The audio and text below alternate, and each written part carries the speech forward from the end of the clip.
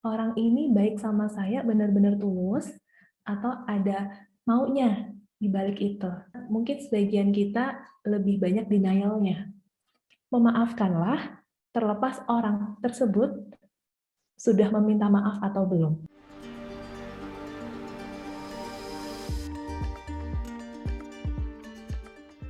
Memaafkan, melepaskan marah, benci, dan keinginan balas dendam kita sama orang yang udah nyakitin atau berbuat salah. Dan kemampuan kita melakukan kebaikan untuk diri sendiri. Memaafkan gak sekedar ngomong di mulut, lalu menghilang atau kembali seperti dulu dan ngasih kesempatan yang sama untuk orang itu nyakitin kita lagi.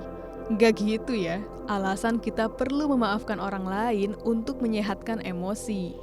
Melihat lebih luas alasan dibalik perilaku orang itu, dan mengenal karakter baik dalam diri yang menciptakan perdamaian.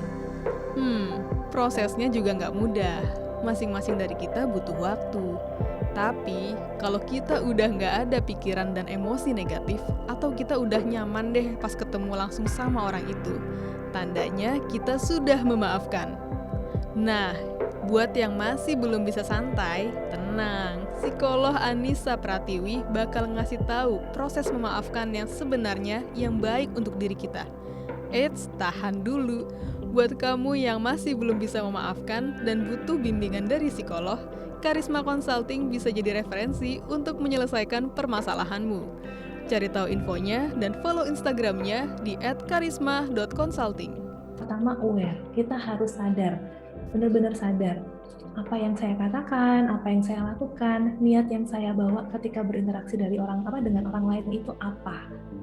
Gitu, apakah ini baik atau buruk? Gitu. Dan di sini kita juga perlu lebih aware dengan orang-orang di sekitar kita.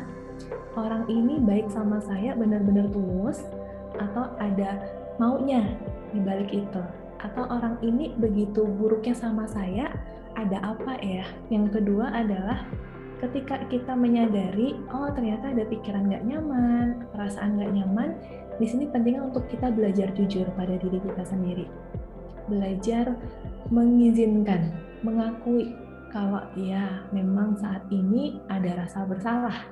Misalnya, kalau itu terkait diri sendiri ya.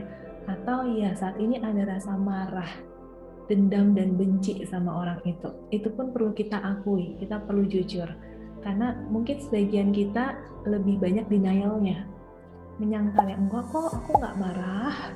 Padahal mungkin kesel ditahan-tahan gitu ya. Menerima.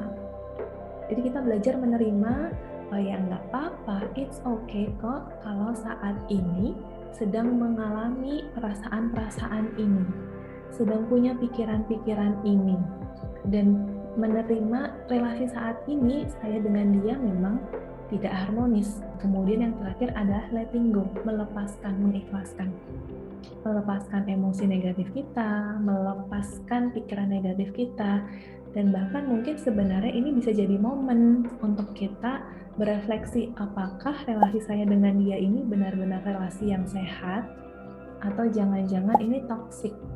Entah saya nih yang jadi racun gitu ya, atau dia, atau mungkin keduanya sama-sama beracun, dan mungkin nggak relasi ini diperbaiki, dibuat lebih hangat lagi, lebih baik lagi gitu.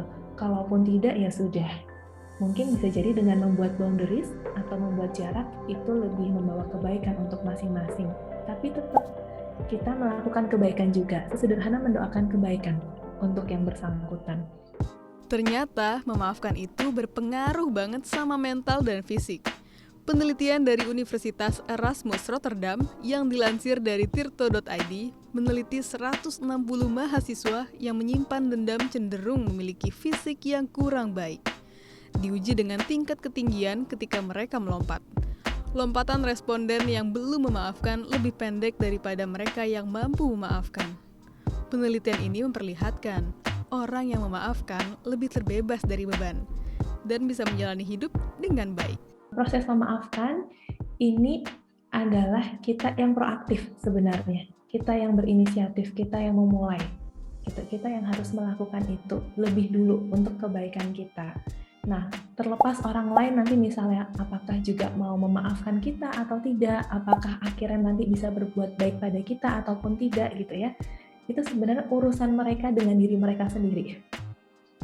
itu tidak lagi berkaitan dengan kita gitu, karena kita hanya bertanggung jawab atas diri kita sendiri. Memaafkanlah terlepas orang tersebut sudah meminta maaf atau belum lebih dulu kepada kita, karena ingat bahwa memaafkan itu sebenarnya lebih banyak membawa kebaikan untuk diri kita sendiri.